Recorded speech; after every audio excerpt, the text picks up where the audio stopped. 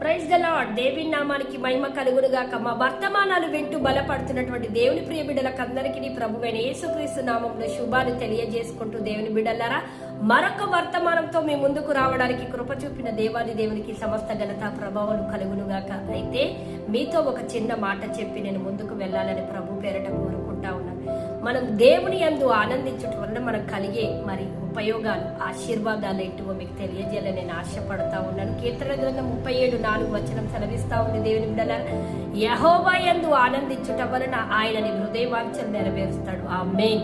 అందుకే పౌలు భక్తుడికి ఈ మాట తెలిసి ప్రభునందు ఆనందించుడి, మరలా చెబుతున్నాను ప్రభునందు ఆనందించుడని, ఆయన ఒక ఖైదీలో ఉంటూ, ఒక చెరసాలలో ఉంటూ, ఖైదీగా ఉంటూ చెరసాలలో ఉంటూ మరి ఆయన ప్రభువులో ఆనందిస్తూ అనేక పత్రికలు రాయగలిగాడు. దేవుని బిడ్డలారా, అదే రకంగా ఈ వాగ్దానం నీ జీవితంలో నెరవేర్చబడాలన్న ఆశతో నువ్వు ఉంటే దేవుడు నీతోనే మాట్లాడుతూ ఉన్నాడు. సంఖ్యాకాండం 13వ అధ్యాయంలో మరి యెహోషువ కాలేబులు అంటా ఉన్నారు, దేవుని బిడ్డలు, యెహోవా యందు మనం ఆనందించుట వలన ఆమేన్ మనకు ఆ వాగ్దాన దేశాన్ని మనకి ఇవ్వబోతుండు.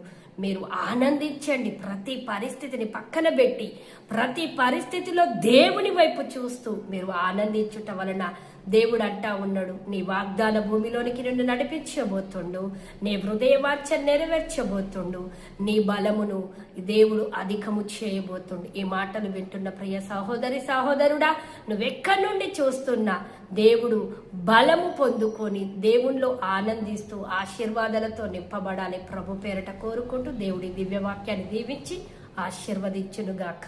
ఆమేన్.